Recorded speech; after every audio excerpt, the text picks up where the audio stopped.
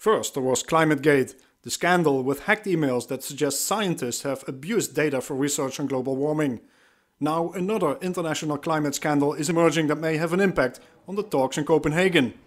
Europe's top police body Europol, the closest thing that the EU has to the American FBI, has exposed a massive fraud with the union's official market in carbon credits, the emission trading system. The fraud is costing taxpayers in a handful of European countries more than €5 billion. That's more than $7 billion. And it also raises doubts about the effectiveness of carbon trading as a measure to curb emissions. Europol Director Rob Wainwright issued the following statement. These criminal activities endanger the credibility of the European Union emission trading system and lead to the loss of significant tax revenue for governments.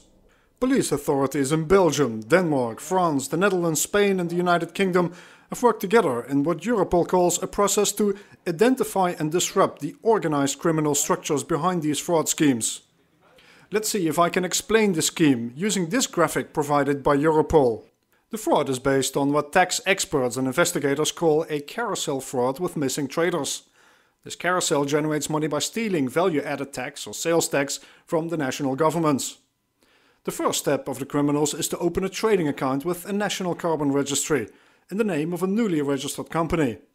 From there, this company buys EU emission allowances in another country on one of the 6 official carbon exchanges. After that, these emission allowances are moved to another country and subsequently sold to an unregulated broker in yet another country. This broker then charges VAT or sales tax on the transactions, and he does not pay the collected VAT to the tax authorities. And just before they realize that this company owes them huge amounts of VAT, basically a period of a few months, the company and its owners disappear. A new company then is set up using other frontmen to repeat the carousel. The crime rings that run such schemes can have several dozen or hundreds of companies whose real owners are difficult to trace. Basically, this type of fraud is possible because European countries continue to disagree on single market tax legislation.